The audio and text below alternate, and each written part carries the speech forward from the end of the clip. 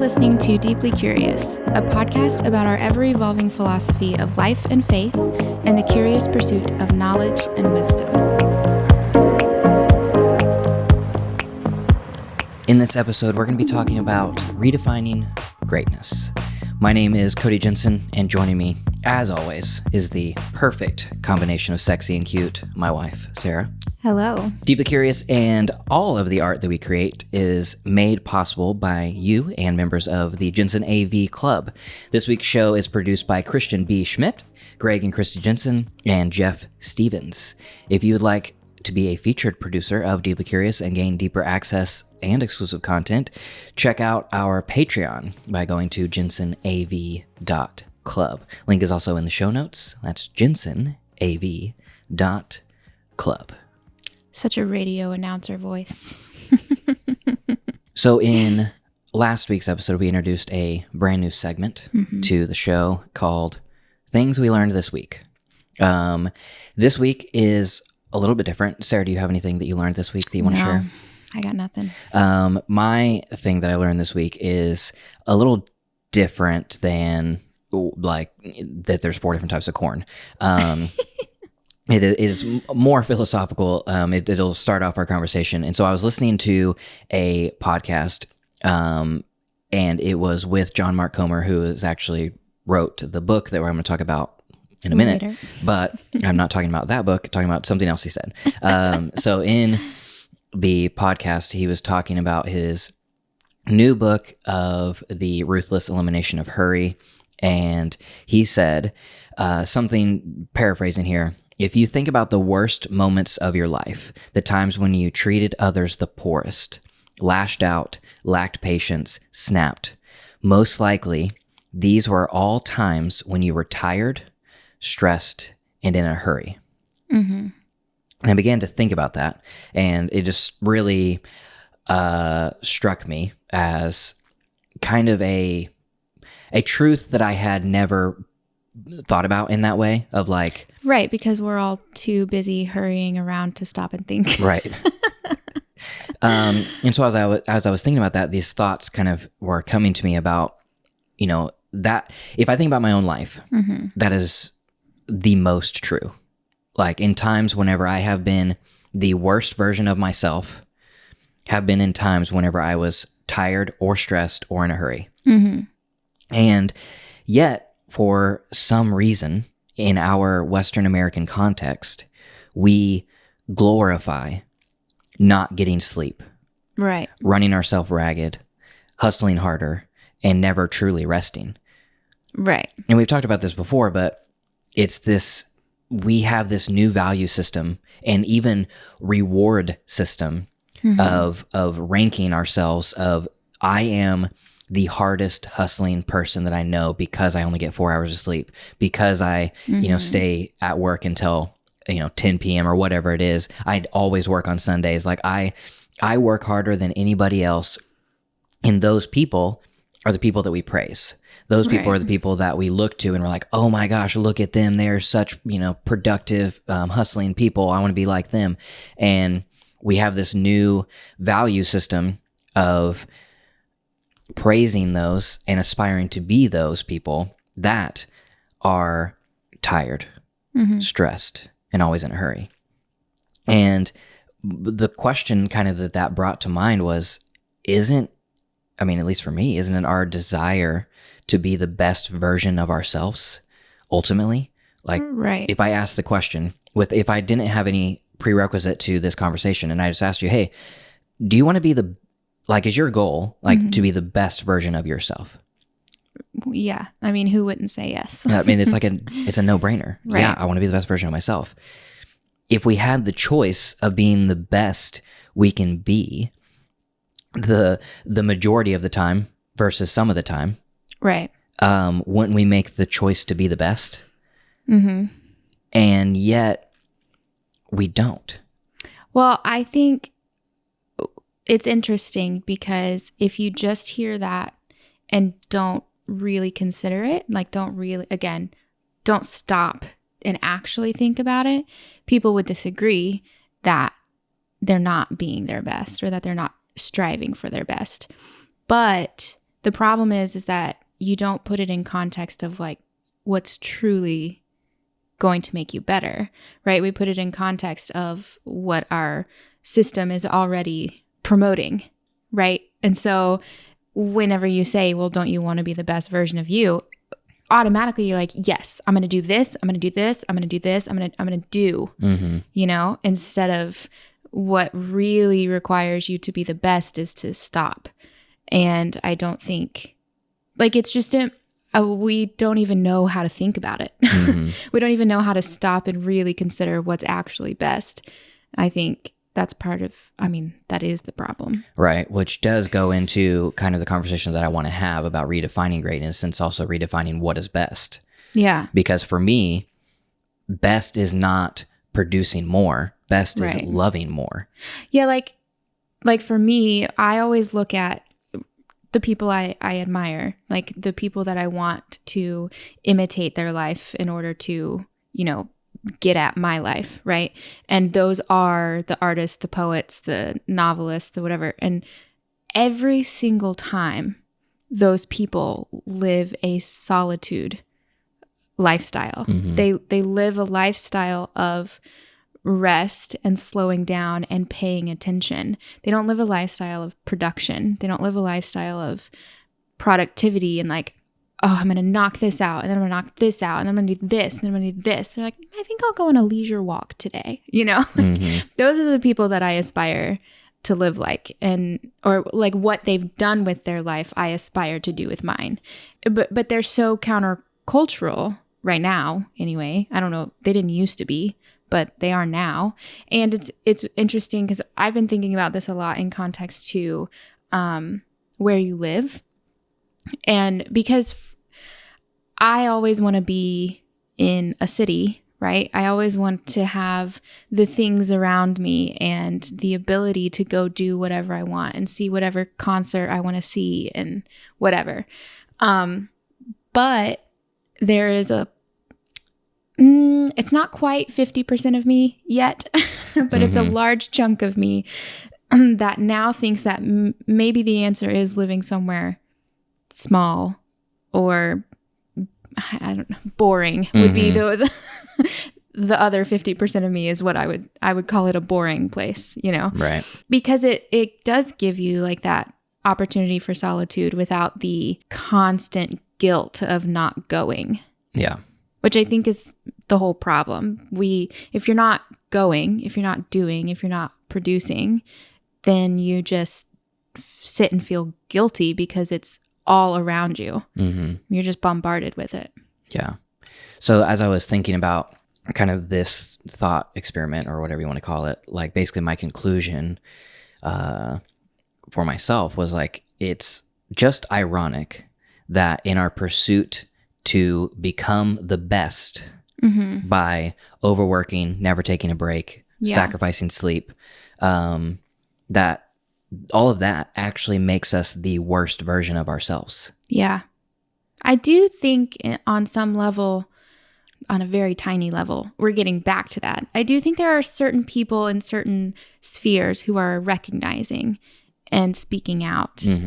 And I do think that there's that idea. But the problem is that even if you believe it, you can't really afford to not do it or to do it. You know what I mean? Like, yeah, I do feel like that. There's a lie that we believe that's true. Yeah, that's what I'm saying. Like, you can believe that, you know, rest is the answer or not hurrying is the answer.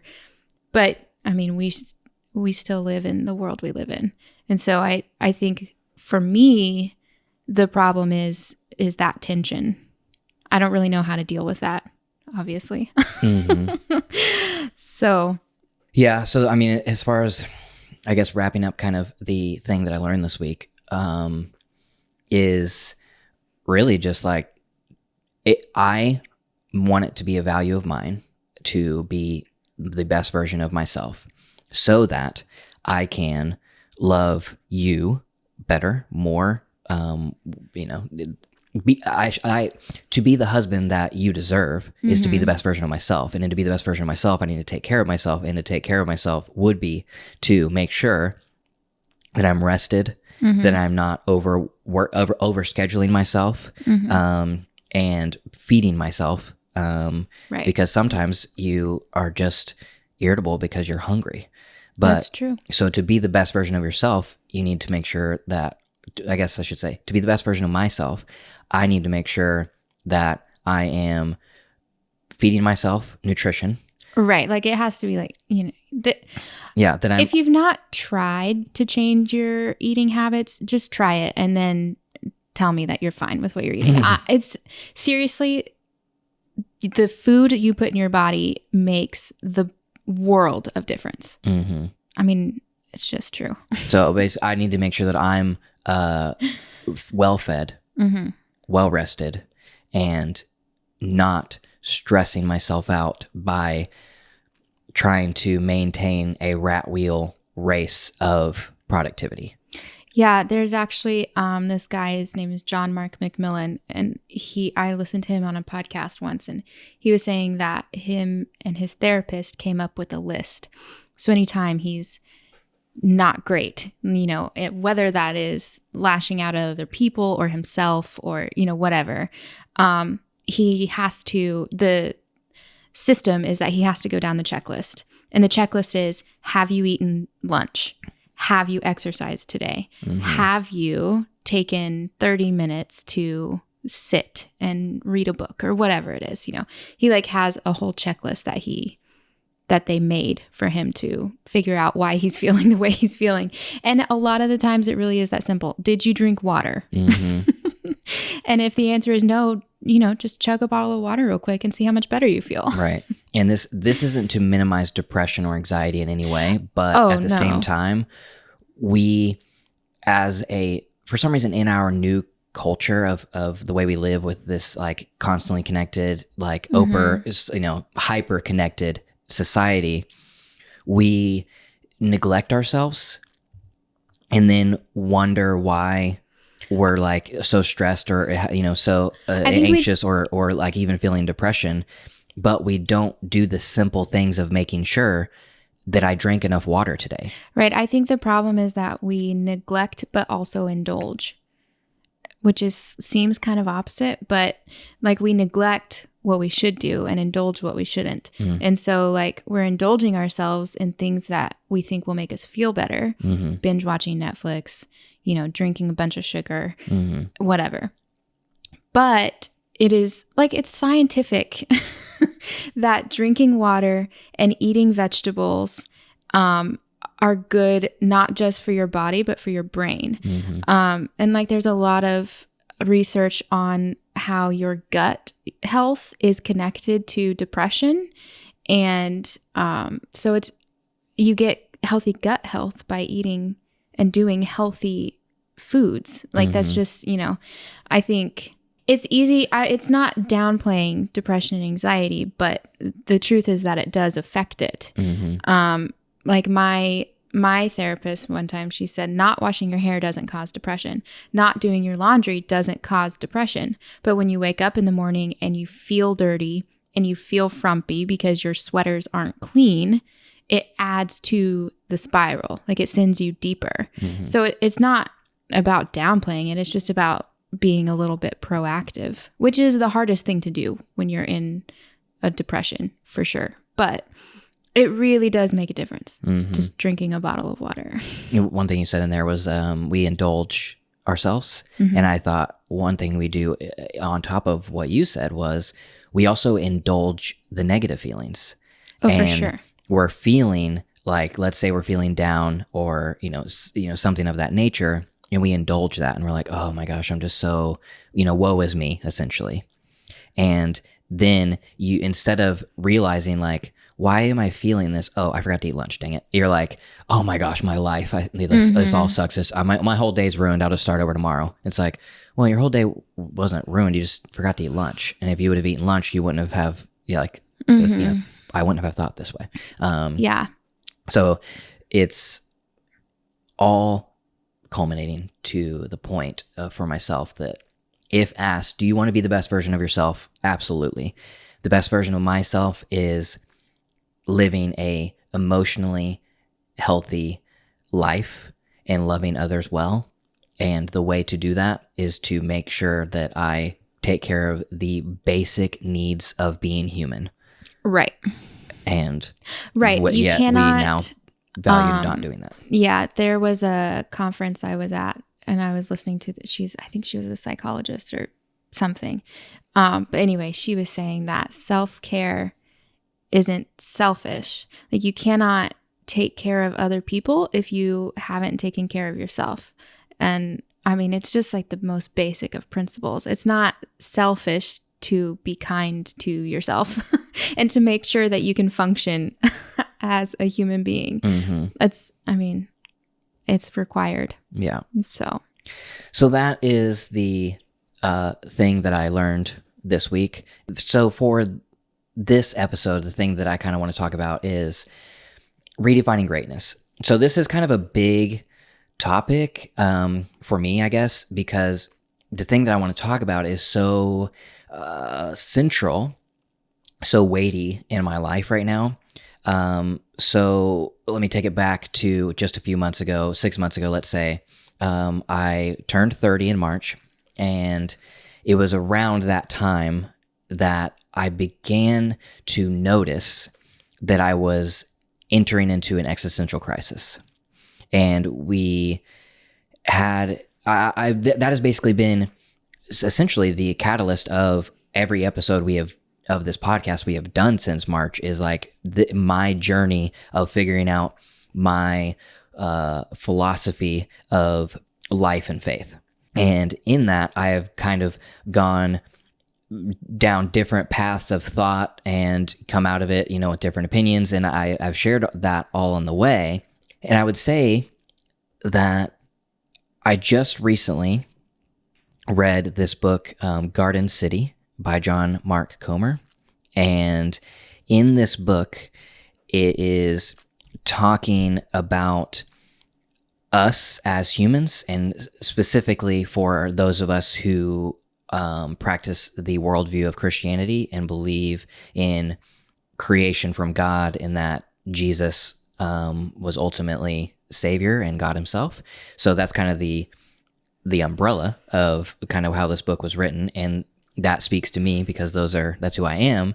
And in the book, he talks about work and how we were created to work. So that's kind of the beginnings of this conversation. But I wanted to kind of take you through a little bit of my journey of, in my existential crisis, essentially, I had spent the previous 2 years going from working full-time at a church that I had worked at for 8 years, using all of me, my gifts, talents, abilities, thoughts, like energy, everything was going towards building the local church and ultimately helping build the kingdom of God.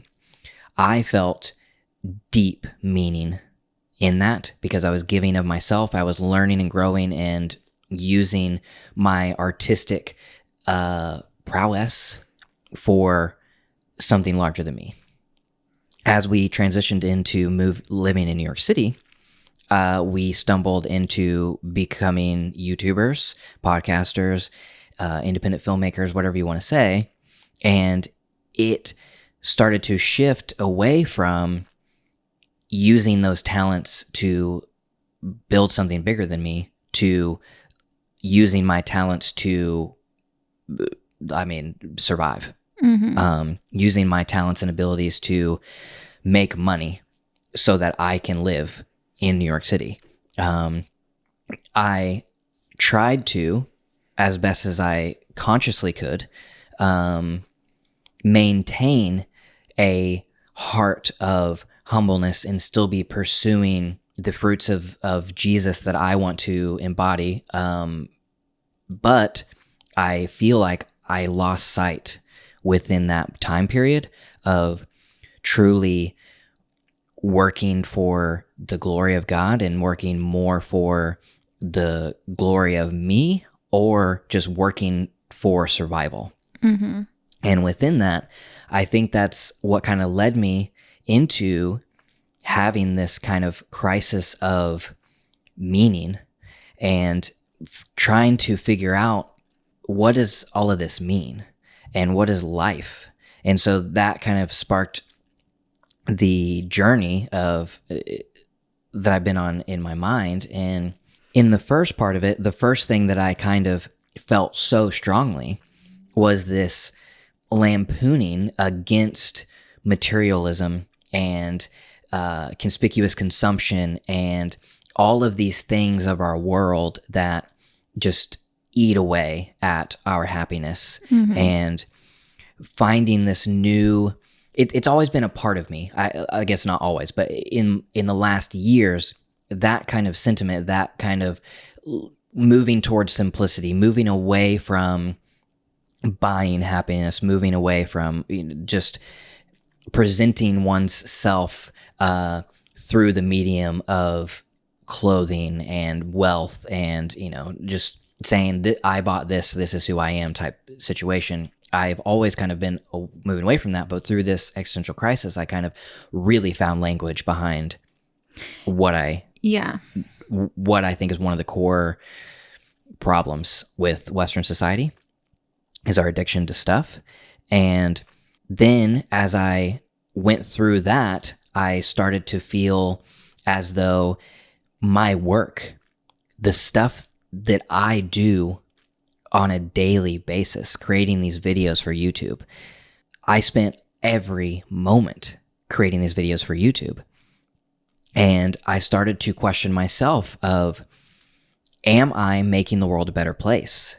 And does any of this matter? Am I actually contributing to unhappiness in the world by creating things that ultimately don't matter? I mean, I started to question that. Do the things that I create even matter? Do the things that I create point people to something greater than themselves? All of these things, I'm thinking about it, and I started to devalue my work. And then as I kept going down this spiral of thought, I started to think about maybe work itself doesn't matter.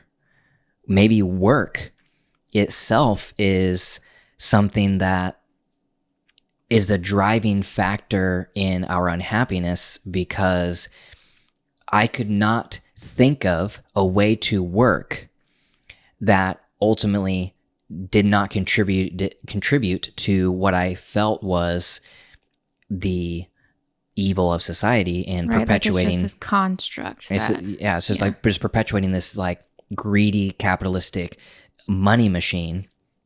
And I started to feel, if that doesn't matter, then maybe nothing matters. And I was towing the line of nihilism.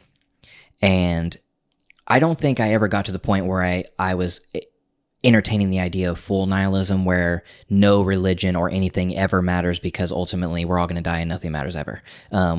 But at the same time, I was towing the line of nihilism. And also, we did a show a couple shows ago of talking about Epicureanism, and finding through the end of it, I realized after that conversation that what I was talking about in the very beginning wasn't even Epicureanism. It was more so hedonism that I was talking about in the beginning, and once we like kind of looked it up and found like that Epicureanism is finding value in pleasure in life by reducing the things in life that we have. And I was like, oh, wait, maybe I am way more in that vein than I thought. But anyways, that's basically where I'm at, or where I have been. That's the direction of which I've been going. Yeah. And I can attest. Yeah.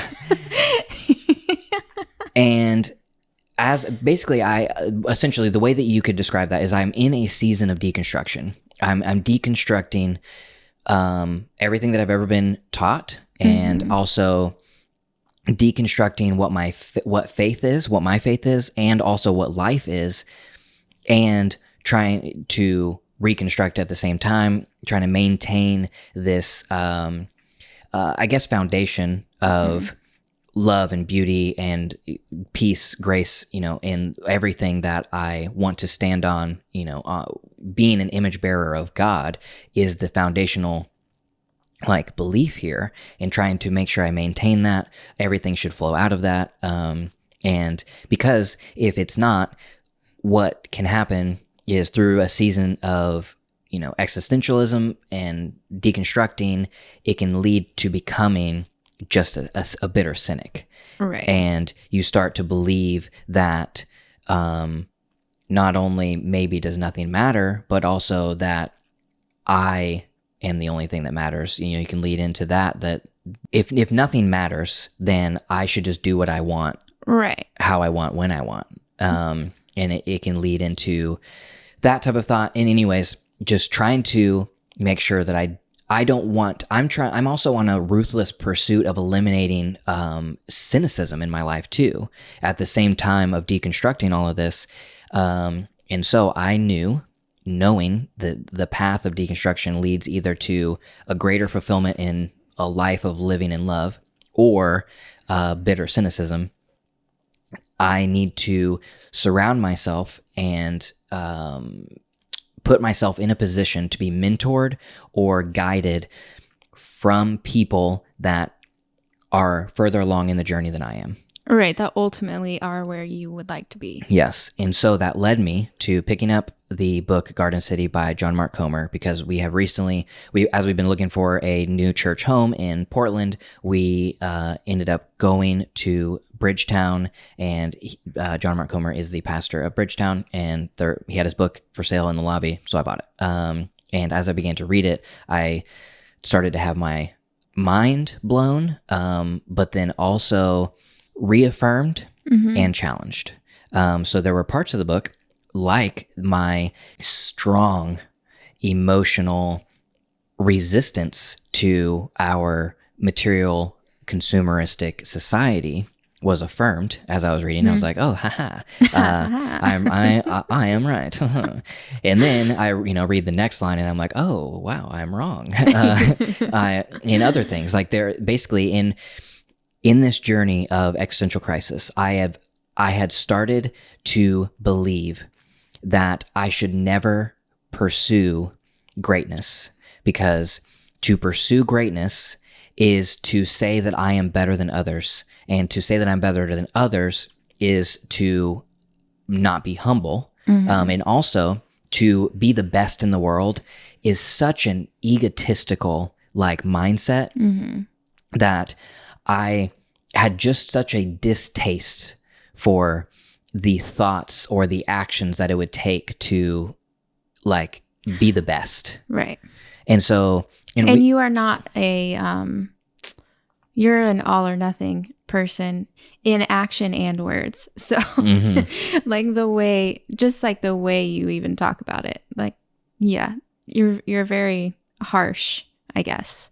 So it was basically, my point is, it was literally, I have this thought, and now my whole life, everything was just pushed to the side. You know what I mean? All kinds of goals or ambitions or whatever was just pushed to the side. Yeah, I mean, because I've been a very ambitious and driven person my whole life. Right. I definitely have fallen into seasons of workaholism, and I definitely dipped into that in New York whenever we were making our YouTube videos, and we were doing 3 videos a week, plus we added a podcast. Every single day was just ultimate producing, and I definitely fell into workaholism. And here's a quote from Garden City. He says, as human beings, we have this slant to look to our work for significance that we can only find in God. When we uncouple our work from God, work becomes a sort of God in itself. It's called workaholism. But workaholism is more than an addiction. It's a twisted kind of worship, a search for meaning and purpose in what we do.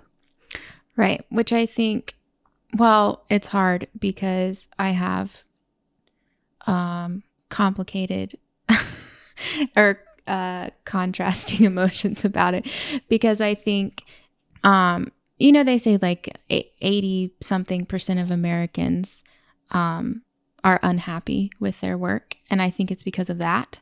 I think it's because we put way too much importance on what a job should provide us, which I'm also guilty of. I mean, I expect to, you know, find some sort of fulfillment in my job. Mm-hmm. But also, when I think about like my own personal self, like the only thing that really matters to me is that I want to write a good book. And I do feel like I'm pretty much worthless unless I do that. And so like, I don't really know how you decide that that's not true. You know what I mean? Yeah. I mean, so finding significance in some sort of work. I mean, that is essentially what the book Garden City is about, is saying that it is not about saying that we are not what we do, or that what we do has nothing to do with who we are. Mm-hmm. It's actually in the middle. And here's a quote that is, currently there is a much needed backlash against that unhealthy way of thinking, it's who you are, not what you do thinking. He says, but be careful that the proverbial pendulum doesn't bang you over the head. What we do flows from who we are. Both matter. Mm-hmm. And in what you were just saying, you believe that your significance comes from writing a book. Mm-hmm. And it is not that you should fight that feeling, because God created you for a purpose, for a reason, to create. Mm-hmm. And so a lot of the reason it's called Garden City is, I don't know if I can do this succinctly enough, but essentially, in the beginning of the story of creation that we are given, is God created the Garden of Eden. Right. He put the first humans in the Garden of Eden and gave them jobs and said to cultivate it, mm-hmm. to work the land, to name the animals, to fill the earth. They were given jobs and purpose within the perfection of the garden. And ultimately what their job was to do was to spread the garden over the entire earth, to create a garden city. Mm-hmm. And within that, we all have these purposes, and he puts this definition, Tim Keller's definition of work is rearranging the raw material of God's creation in such a way that helps the world in general, and people in particular, thrive and flourish. And then he says, good culture is the result of even better people hard at work, rearranging the raw stuff of planet Earth into a place of delight. So we are not just called to do any kind of work. Some work doesn't do this at all. Some work is destructive to the earth, to the human brain, to the economy, to the family, to the developing world. We are called to a very specific kind of work, to make a garden-like world where image bearers can flourish and thrive, where people can experience and enjoy God's generous love. And so within that, essentially, we are created to be co-workers of God, mm-hmm. in creating a place for humans to flourish. Yeah. And in that, some of us have skills to work brick to create homes. Mm-hmm. Some of us have the skills to work the word and create books. Mm-hmm. You were inherently and innately designed to work with the material of words. So you have that desire, and that desire is not something to say, well, this is just me pushing, striving for greatness and wanting to, make a name for myself. It is for you to take that alongside your calling as a Christian to make the world a better place, and do that to make the world a better place. Mm-hmm. The thing that struck me, I guess, the most in my thinking, because I was in the same boat that you just said. Right. I have all of these things that I innately want to do. Like I want to create videos. I want to create art. Right. But I was like, but none of it matters. Right. Because, well, the language you kept using, and I guess, tell me if you feel differently now, is that if you're just creating art for marketing, for material, right, then it really doesn't matter, or like is not a good use of your skills. Yes, exactly. That was what was my hang up. I knew that I was created to do work in the creative field. But where my hang up was how is my work helping anybody? Right. And essentially this was a thing that I said is the world does not need any more content. Right.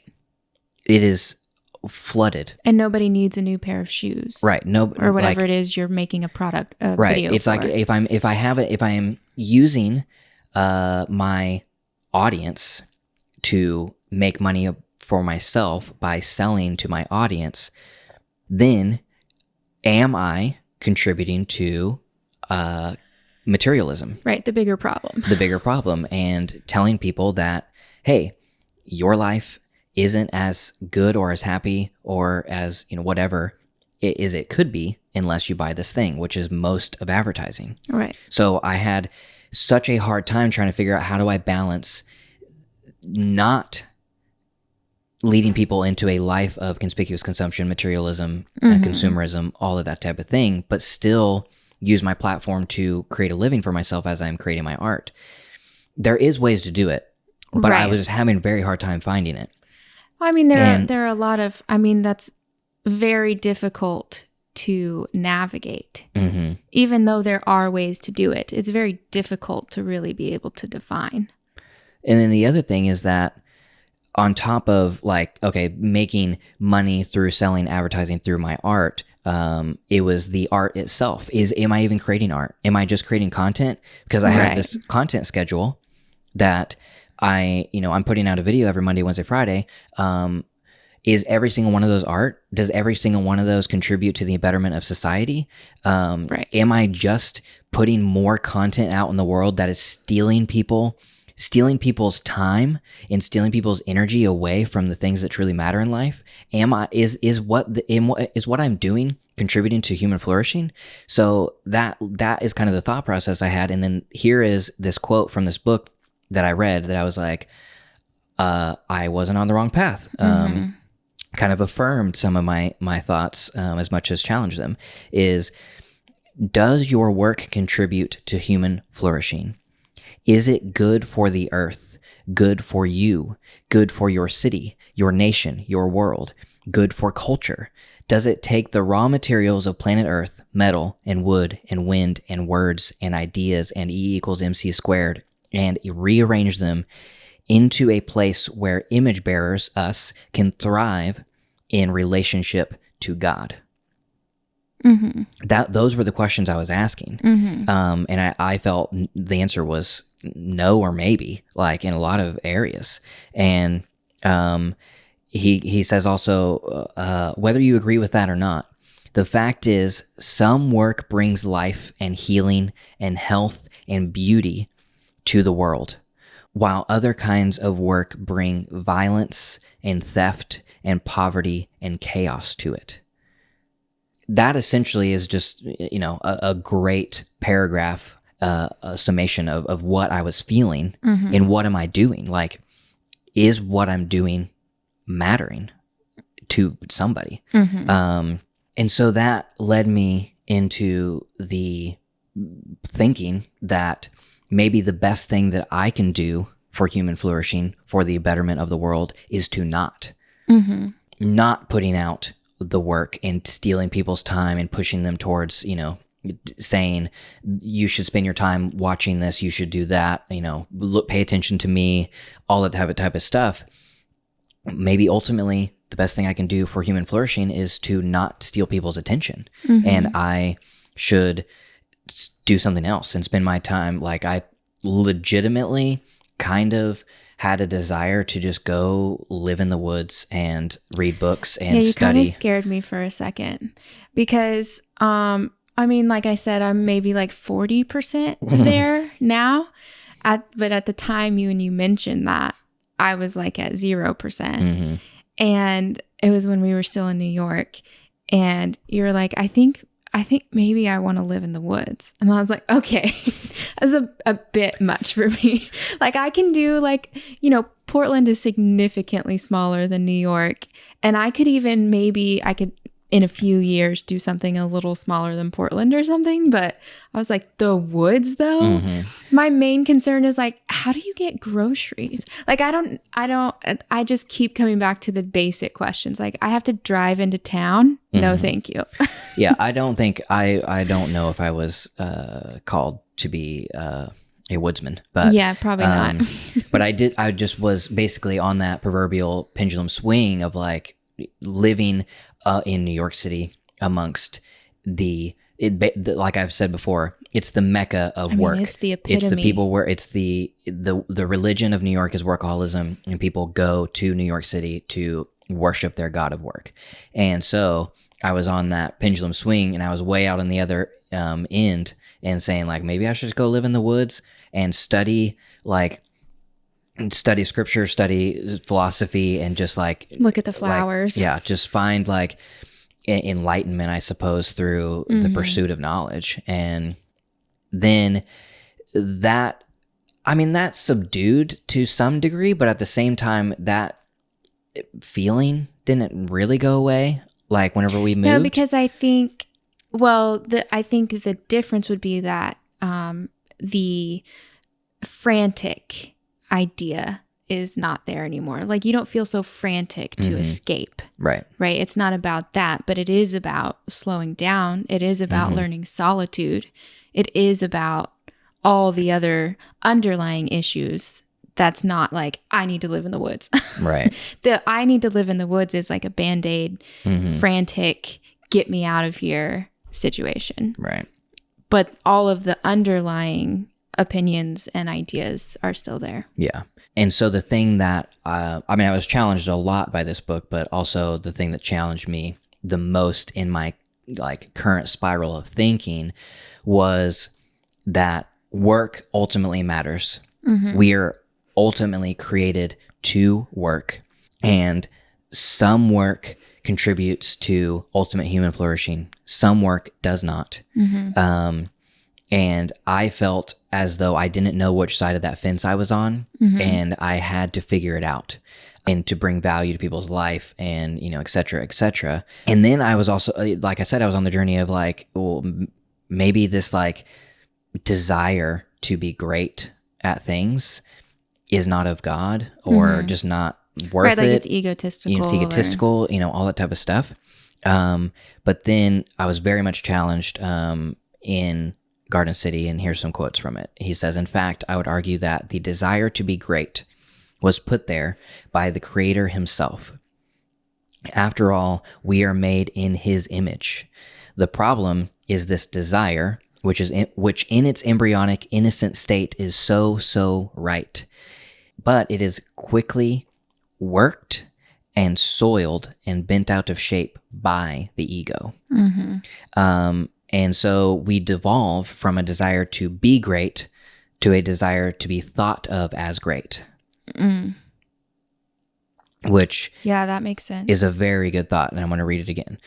We devolve from a desire to be great to a desire to be thought of as great.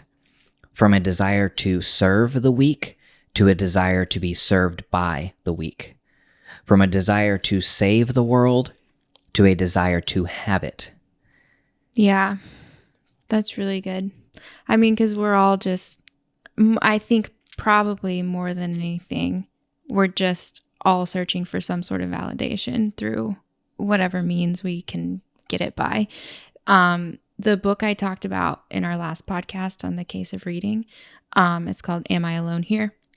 He talked about that a little bit in regards to, he has this like kind of fantasy of becoming the recluse writer, which is like hilarious because that shouldn't be really anybody's fantasy. Mhm. But he said, I'm paraphrasing because I don't have it in front of me, but basically he said, underneath the desire to be the recluse writer, to be in the spotlight and disappear. That's what he wanted. He was like, but underneath that desire to disappear is the fact that people would know that I disappeared.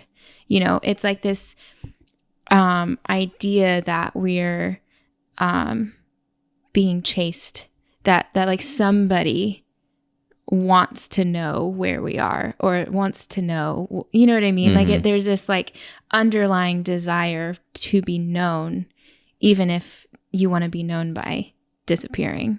You know what I mean? Right. It's kind of that same idea. Like instead of just trying to be great, we want to be known as great. I think it speaks more to the motivation of what we're doing. Like, why do you want to be great? Do you want to be great because you have a desire to be great, or because you want people to know that you're great? Because those are two very, very different things.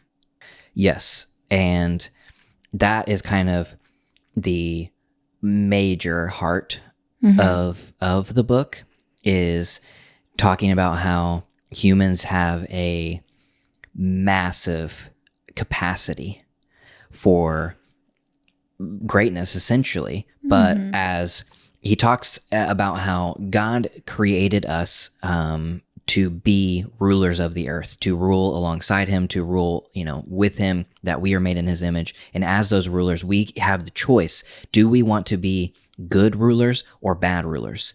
And here's a quote. So there are good monarchs under whose rule a kingdom thrives, civilization grows and expands, the earth flourishes.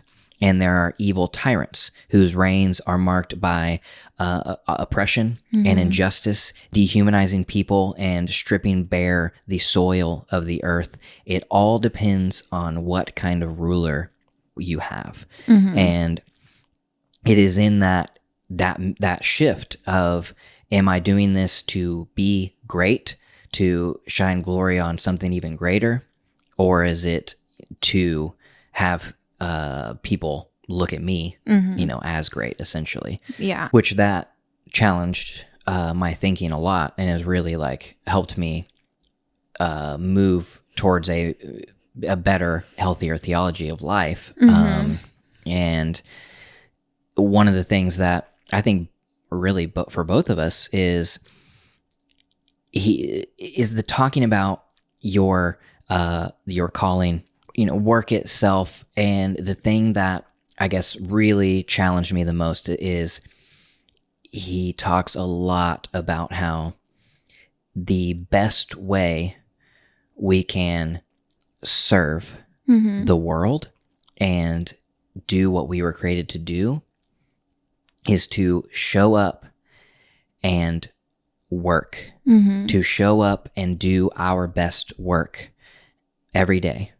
And that in itself is humanness. That in itself is worship. That in itself is purpose.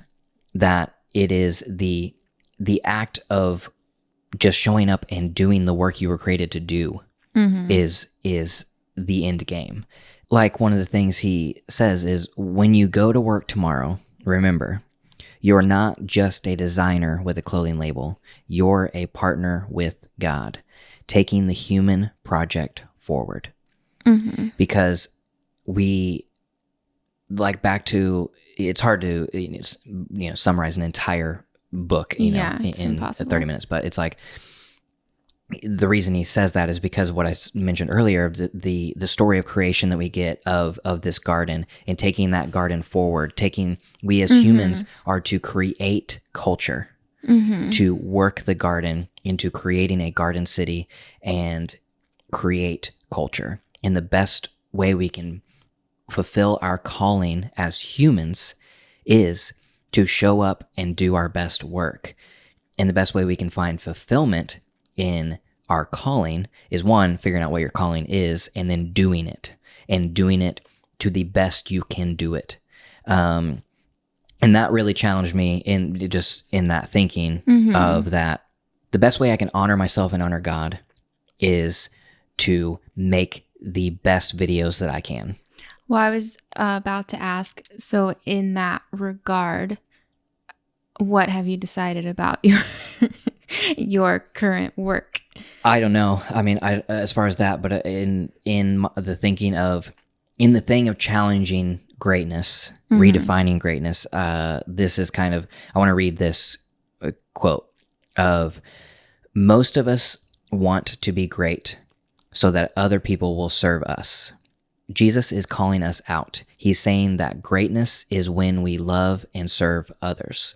One of the best possible ways we can love and serve people is to show up for work every day and do our work, not to get ahead or make more money or become famous, but to love and serve God and neighbor. And when we do that, we start to reclaim our humanness. I mean, I do think that that's true, because I think regardless of what you believe, like, you can tell when you're doing things out of selfishness, how much worse it feels, pretty much. And when you're doing things out of selflessness or out of actually truly trying to make a difference in some form or fashion, how much better it is than whenever you're just like, well, I need $1. Right. You know? Yeah. So that is the thing that I guess I felt the most challenged by, in that it's not that I was pursuing basically greatness for myself. It was that I recognized or felt this thing of that to pursue greatness is to pursue ego. And so to pursue work in that way of becoming like better, to become great, to do, that type of thing, I was having a hard time reconciling how I could do that in love. And then this challenged me the most by saying that it's not, you can. One of the best ways you can show your love is to do good work. To do good work. Yeah. And so to your question, I don't know. I don't know how, like, ultimately what my work will look like in the far future. I mean, I in the near future, I'm just want to continue doing what I'm doing and put love and purpose behind it. Like with this podcast, obviously, like sharing process and sharing my, our evolving philosophy of faith and life and all that type of stuff, I do believe is bringing value to some people. And so within that, I find deep meaning and feel that I am contributing to human flourishing by challenging people to live a more aware and emotionally healthy life. Now, on the video side, is trying to figure out what value, ultimate value, can I bring through my art of creating video. Right. And I understand there is value in entertainment. Right. And I'm okay with that. I'm okay with saying, like, this video is created by me, purely for the enjoyment of art, which I do believe is of God. But if I made every video purely for the enjoyment of art, I think I would start to feel that ultimately it doesn't matter. So I think that a combination of making just beautiful, artful films and making things that I feel are bringing value and bringing questioning or bringing value in way of getting people outside of their comfort zone and traveling to different places that they wouldn't have traveled to, or just different things like that. I mean, there's all sorts of levels of right. value and meaning and things like that. And I don't think there's no way that I can, with every video I put out, that it has like this beautiful, deep meaning to it, that, the level of meaning that an entire book brings, let's say that took somebody probably a year or more to like write. There's no way I could say, every 10 to 15 minute video that I put out on a weekly basis is going to bring that much value. Right. But I do believe that is part of my calling. I didn't mean that you have to define it. I just meant, do you feel like there's value? Have you gone through the process to see that what you're doing does have value? Yes. Or are you still in the like, I have begun to contemplate the idea that what I do brings value. And even in the fact of living my life in pursuit of Jesus, and then inviting others to watch me live out my life. So let's just say like a regular vlog of doing essentially nothing. I do see that if I live my life well and I create my art well, that can show glory and love and point people to Jesus just by pursuing Jesus myself and living out a life that others just see. I mean, I think that's pretty evident in the fact that a lot of our videos that I would say are maybe, aren't rich with meaning, are just, a video about the apartment or whatever it is, just a regular old video. A lot of the comments that you get are, I feel so much more peace. I feel peaceful watching this. This makes me, slow down. I like that they, whatever. Yeah. I think that it's evident in those comments. Yeah. And I do find whenever I hear those things, it does bring perspective to me, and it does help me like realize, wow, like even though this video it was just about visiting this place, or it was just putting my apartment together or whatever, the spirit and the attitude of which I made it was done in a way that I wanted to give, not take. Right. And within that, it is translated to others as just being a peaceful moment in their day, which I never, ever, ever would have been like, that's why I'm creating this. I want to create peace. But when people comment and they're like, I've rewatched this three times because, it makes me feel so calm. It makes me feel calm. And I'm like, if what I do can bring a moment of calm to, I mean, even if it is only 15 minutes, if what I created brought a 15-minute time of calmness, which actually comes full circle to the fact that our society is riddled with hurry and busyness. And so, I mean, you are creating purpose in the fact that you're steering away from that. Right. And I think people feel that in the video, obviously, or they wouldn't comment about it. and it is kind of the challenge that I have, I guess, the thing that has challenged me is just that fact of the world doesn't need any more content, but maybe it's more so the world doesn't need any more content telling them that their life isn't good enough, the same content, that they need to go faster. That it's just and even a lot of content, it doesn't even have to say you need to go faster. It is the pacing and the tone and the language of everything. Right. Well, that's the whole point of storytelling, right? The majority of storytelling is done subconsciously, right? It's like, what did they say?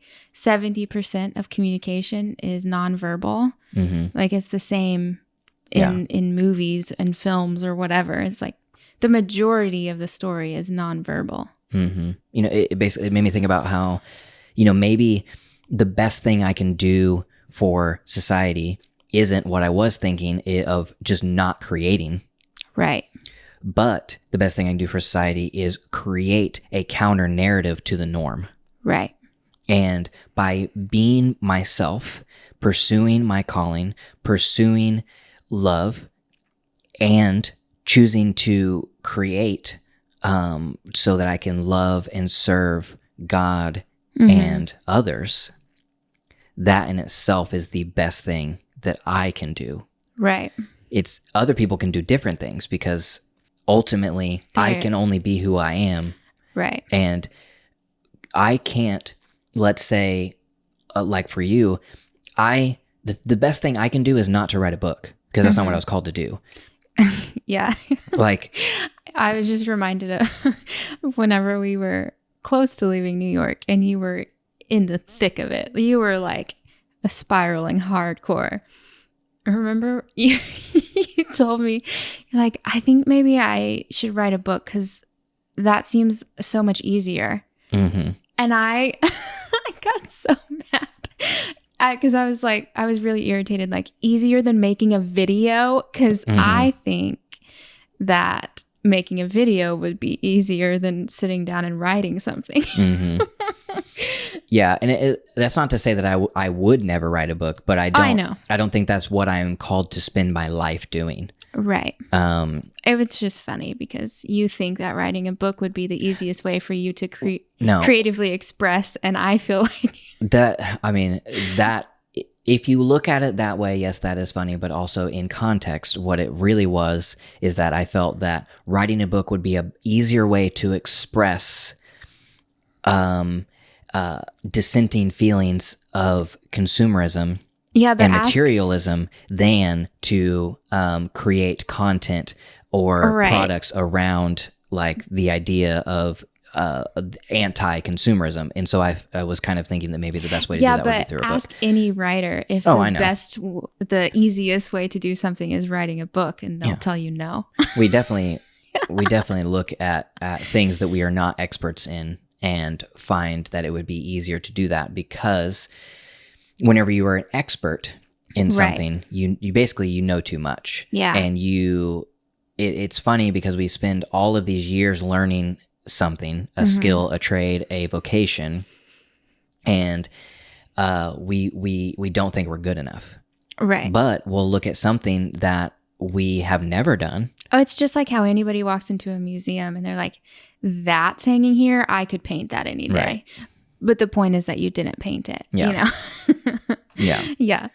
Anyways, I just remembered that. It was funny. So, yeah. So, basically, there was a lot of scattered thoughts in there because I have a lot of thoughts right now about this, because it really, honestly and truly is reshaping the way that I view life. What you read that book last week, I already see, like, I noticed the way in which you were working differently just within the last week. Like I guess maybe enthusiasm. There's like a little more enthusiasm in actually working. Like you found some sort of motivation to make a new intro for the podcast. You've been talking about how you're going to do the apartment tour. You've been talking, I don't know, there's just like a different kind of enthusiasm that I think you have found. Well, that seems inevitable if you go from thinking that nothing that you are doing ultimately matters to realizing that what you're doing is what matters. Yeah. So it definitely is less depressing. Yeah. So hopefully that was presented in a halfway understandable way, but it is a lot of different thoughts that I have been thinking. I'll leave you with this quote from the book of, whatever your calling is, whatever you end up doing with your life, please don't do it for yourself. That's such an overdone, cliche, uncreative way of thinking. We've been there, done that. It's a waste of oxygen. Do your work as an expression of love and service, ultimately to God and then to your neighbor. Maybe you'll make a ton of money, or maybe you'll just have enough. Maybe you'll become a household name all over the world. The odds are you won't. Maybe you'll see your reward this side of resurrection, or maybe not until the next. But none of that matters. That's not why you do it. You do it because God made you to do it, because it's good, because it has bearing on this world and the world to come, because when it's all said and done, it matters. Yeah, like I think if you truly look at the greats of the world, the the artists, the change makers, right? All of them basically, it was like a compulsion. Like they had to do what they did because they were created to create what they did. And that's it. And the majority of them made no money, And I think, like it kind of sucks, but it also like, I mean, you'll be fine if that's not your main concern. Like, I just think that we put way too much pressure on ourselves to not only create the greatest thing, but to have the most. And that's not the point of any of it.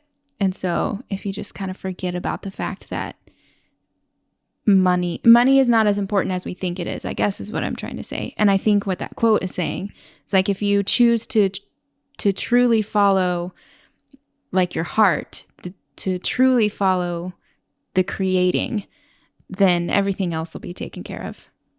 Right. And it won't matter to you that you aren't the richest and most famous. Right. I mean, it essentially makes it where you're able to be human. Exactly. That, yeah, you may not make as much money as you wished you did, and you may not have the recognition that you wish you did, but whenever you stop striving for those things, ultimately you can stop and be human. And actually, whenever you remove all of those things, all of those pressures, and you realize that whenever you live your life without the weight of Western capitalistic society sitting on top of you, you don't care. Yeah. Because it's like, well, this life feels way better than what I was chasing. Yeah. Well, and again, like it's sort of a sad realization or maybe just a tough pill to swallow, right? But the truth is that, again, the majority of the greats didn't have money. Like Vincent van Gogh sold one painting in his lifetime. He didn't become Vincent van Gogh until after he was dead. F. Scott Fitzgerald died believing he was a failure. F. Scott Fitzgerald, who wrote the great American novel. Like, I mean, it's just, it's not necessarily fair, but it's also not what matters. What matters is that you create what you want to create. What matters is that you do what you were put here to do, regardless of what anybody else thinks. Right. That's what matters. I lied. I do want to read one more quote that reminded me of. Okay. Just mostly because this is a really good quote about the Western capitalistic society we live in, the American dream. It says the mantra to our culture is that we work to live. The American dream, which started out as this brilliant idea that everybody should have a shot at a happy life, has devolved over the years into a narcissistic desire to make as much money as possible in as little time as possible with as little effort as possible so that we can get off of work and go do something else. And then he says, what a miserable way to live. I feel attacked. How rude that you point that out. It's true though. We're very, very entitled as Americans. And also it's weird because I do think we're like disillusioned and entitled, which is new. I don't know how you deal with both of those feelings. Yeah. Because the American dream doesn't really exist anymore. But at the same time, we still perpetuate the American dream. Yeah. I mean, I think that I think with what that quote is saying, the American dream is no longer that everybody has a shot. Right. Exactly. Because I mean, if you think about it, I mean, in America, really everybody does have a shot. But it just depends on has a shot at what? What are you defining as has a shot as? And it's like has a shot at a happy life. We have started to redefine a happy life as living like Kanye. You know what I mean? It's that's true. A happy life is to live like all of these people that we put on the cover of magazines and on all the late night talk shows and everything like that. If that's not the life that you're living, well, then you're not living a happy life. And so we've redefined happiness, not when that redefining of happiness has basically perverted the American dream, and that the American dream is no longer to everybody has a shot of happiness. It's that everybody has a shot and should be rich and famous and have the corner office and have everything they've ever wanted. And that's not true. It's just because we would all be much happier if we were content. Contentment brings happiness. So if we would redefine what happiness is, then yes, we do all have a shot at the American dream, and most of us have already achieved it. We just need a different measuring stick. Mm-hmm. Well, anyways, that's a whole nother conversation. Just keep talking, and this show is already ran long. So if you enjoyed the show, we would love it if you would give us a review on iTunes or share a favorite episode with a friend. You can also partner with us by joining our Patreon at jensenav.club. Our intro music is provided by MusicBed. Learn more about MusicBed's unlimited music subscription plan at music.codyjensen.com. Sarah and I also publish lifestyle and travel films every week on our YouTube channel. You can check that out by going to youtube.com/CodyJensen. Thank you for listening to Deeply Curious, and we will see you next week. Bye.